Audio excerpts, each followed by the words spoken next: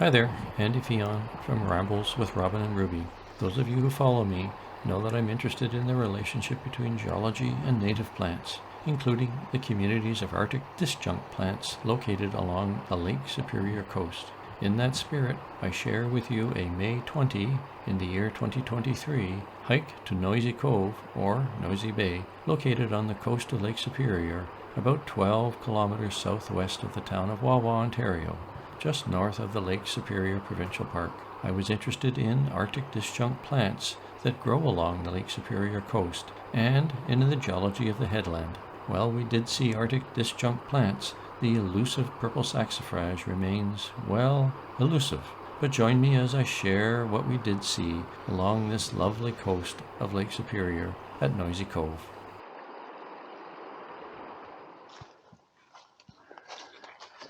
Interesting, the road follows a valley. Cliffs on one side, cliffs on the other side.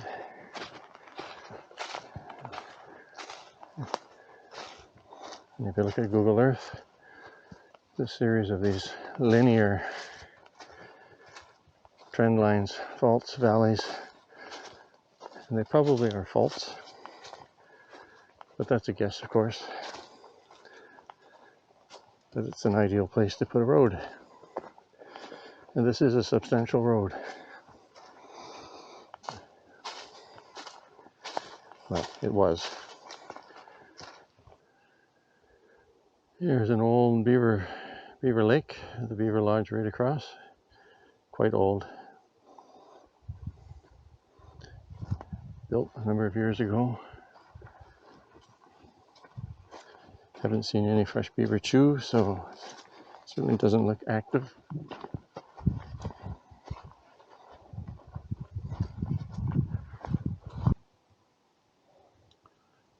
So we saw an old beaver lake. This is a new beaver lake.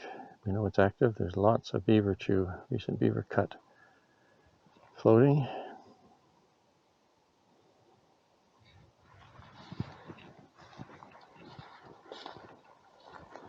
And the dam's pretty small, just starting to build the dam.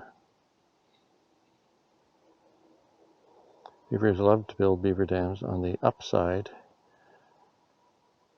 of the road, partly because there's already a elevation difference on that side.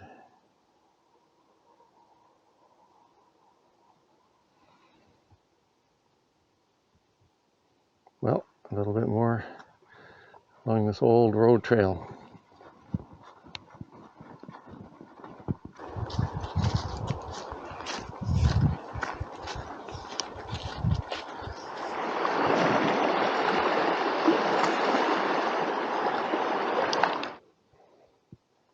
Interesting, just as a seasonal observation, it's May 20, and the birch trees here, there's no leaves on them at all. They're just starting to bud. So again, the climate influence of Lake Superior.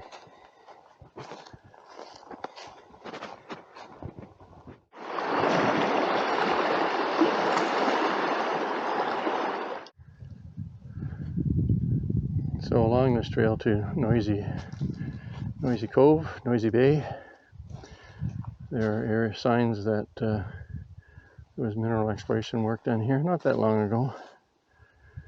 There's a bunch of quartz veins, and somebody's had a saw, and they've cut here 2 channel samples to take fresh rock out and assay them for gold or other metals.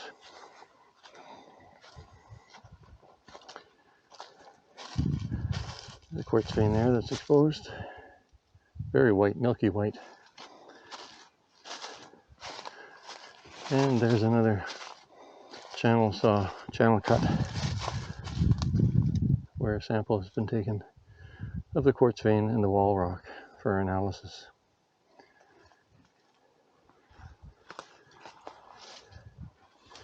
There was an old mine in the area, Ranson, I think, is its name. And hence that probably spurred on the prospecting. I think the gold mine was gold and base metals. I think it was in the 1930s or thereabouts. So we know there was old human activity here. Looks like an old crib or an outhouse, and there's definitely an old outhouse. The seat, anyway. I suppose usable in an emergency, with moss toilet paper ready to go.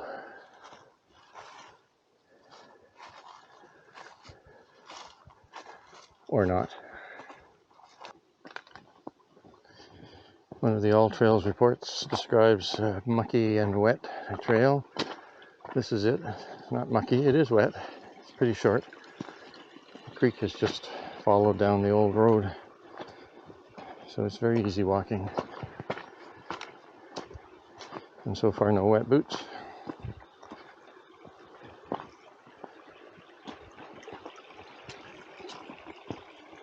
So don't be discouraged by reports of Amazon-like rivers flowing to the creek, flowing down the creek to the Noisy Bay.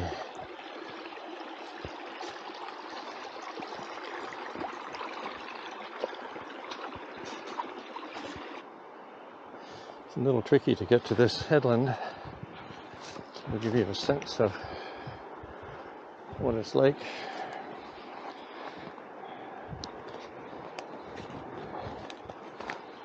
The bush is pretty thick as you approach the shore of Lake Superior.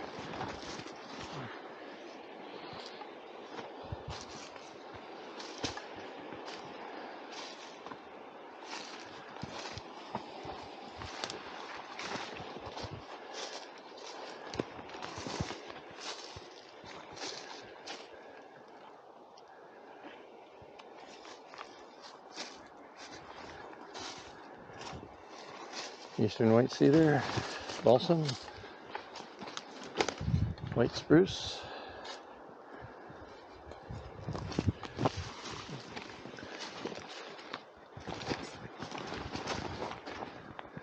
and a sphagnum moss blanket.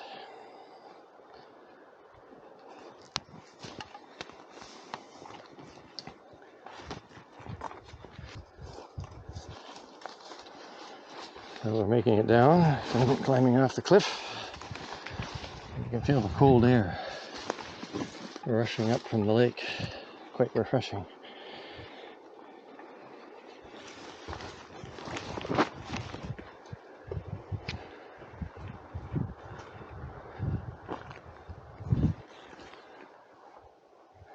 Take a shortcut across the, just cut off the bay.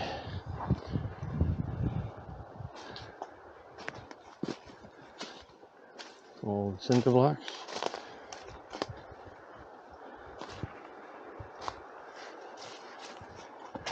And we'll just do a thrash through the bush.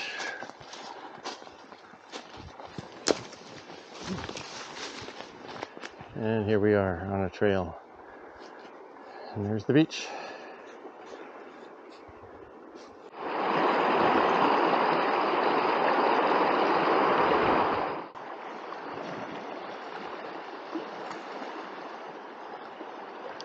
So we're here on the shore of Lake Superior, standing on a headland, looking at some cliffs.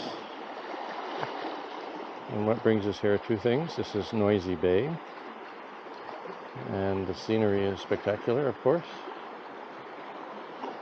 But the other thing that's kind of interesting that drew us here is that this large body of cold water called Lake Superior moderates the local climate. And a combination of cold winds, cold body of water,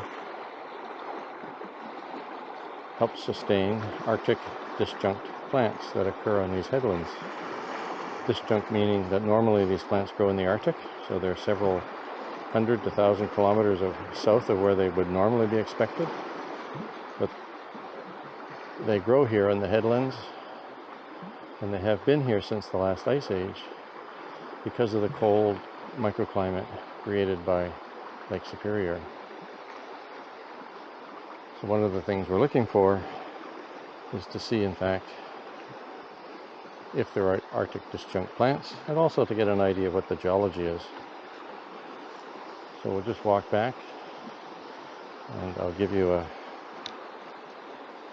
primer on what I think the geology is, and to see if there's any Arctic disjunct plants.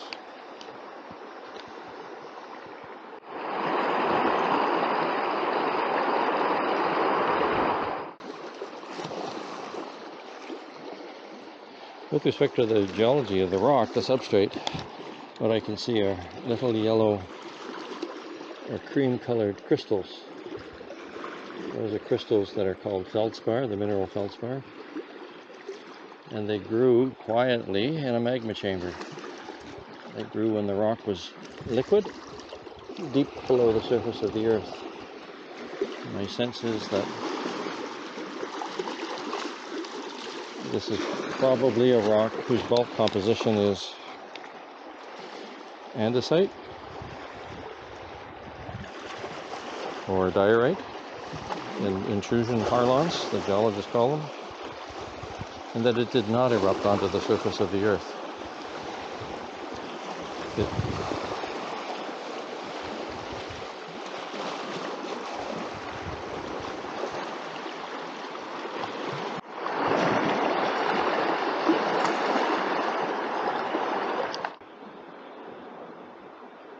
So we just climbed up onto another part of the headland, and checking to see, looking in the cracks, see what plants are growing there. And here we have the first of three Arctic disjunct plants. You can see the little tiny purple flowers. That's bird's eye primrose. It's an Arctic disjunct. It's pretty common. Some of them are still budding, but they're starting to enter into full bloom. And there are some more growing in the protected, nestled amongst the cracks where it's protected.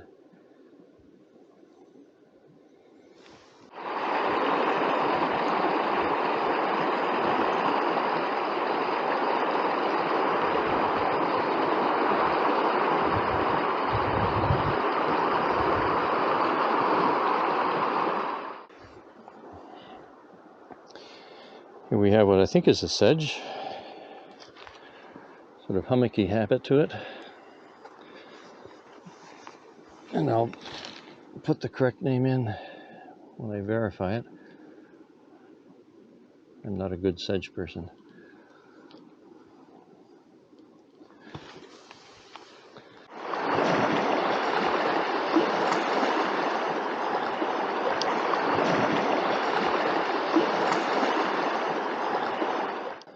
And then, a bit of a treat.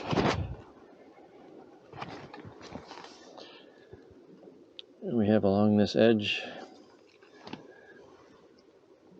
bird's eye primrose and common butterwort. Common butterwort is a carnivorous plant. Its sticky leaves trap insects. It supplements its nutrition that way. It's very common in this area right along here, along this crack. Bit of a mossy substrate. So you see all sorts of small common butterwort, often growing with bird's eye primrose. So that's kind of a treat. And an eastern white cedar.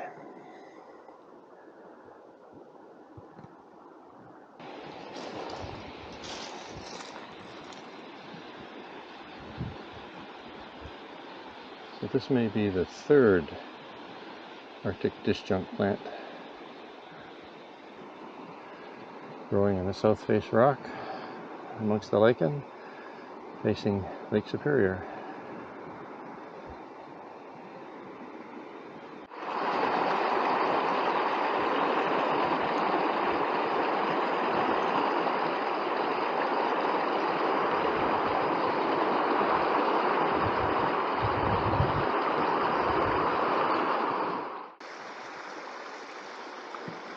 There's a waterfall in the background. And it seeps through the rocks, making its way out into Lake Superior. And up there, can't see it because it's hidden in the bent cedars. That's where the waterfall is. Let's see if we can get a view of it in a few minutes. So here's a little bit of the tail end of the waterfall. The water makes its way into the rather large crack and flows out. And joins Lake Superior.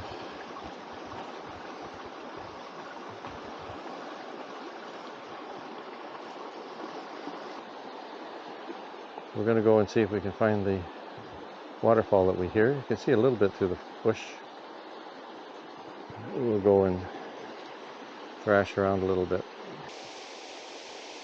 Making our way over to the waterfall, going through a low area that's wet. I see ferns, and it looks like a type of toothwort. Perhaps two-leaved toothwort. I'm not sure. Not in flower yet. But we'll take some pictures and try to identify it. Kind of different.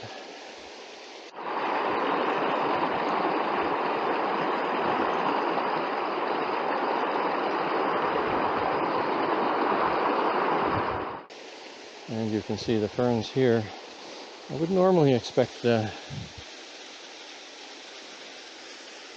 perhaps these to be ostrich fern, but I'm really bad with fern identification.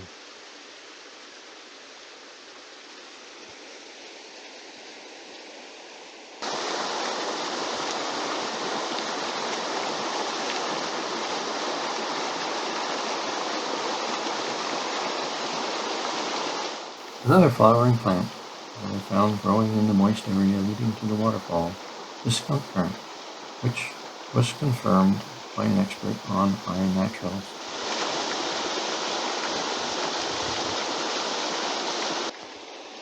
Through the forest, you can hear the water and you can perhaps see ice straight ahead, and on the right side the water. We'll get a little closer. The waterfall. So here we can see winter ice where the waterfall once fell.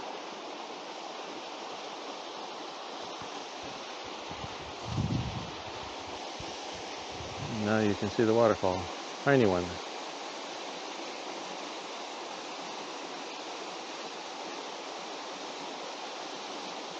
Helping to keep Lake Superior full of water. And in front of us, on this moss substrate, looks like another fern, type of fern. I have no idea what it is. Just emerging.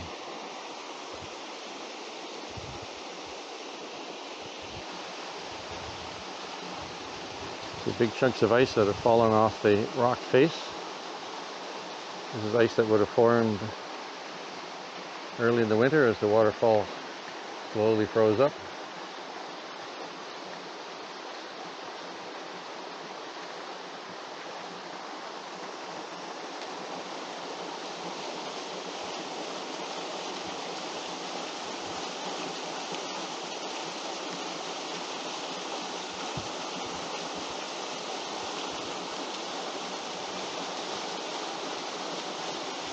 Main waterfall here, and one further along.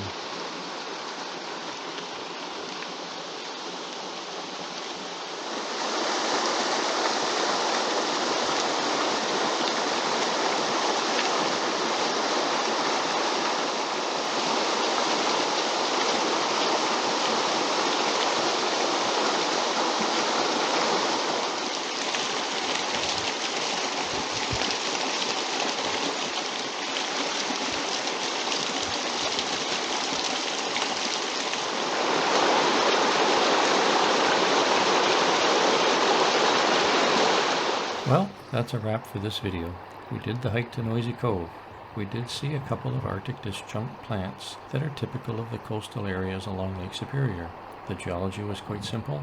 There was a small waterfall that was shedding its winter cloak, and we saw several other natural and anthropogenic features along the trail in. Lake Superior never ceases to disappoint. If you are in Wawa and are looking for a good half-day hike to the coast of Lake Superior, consider the hike to Noisy Cove. And because Wazzle may watch this video to the end, the elusive purple saxifrage remains elusive, although because of the geology of Noisy Cove, in hindsight, I would have predicted it was not an ideal place for purple saxifrage to grow. So, until next time, see you later.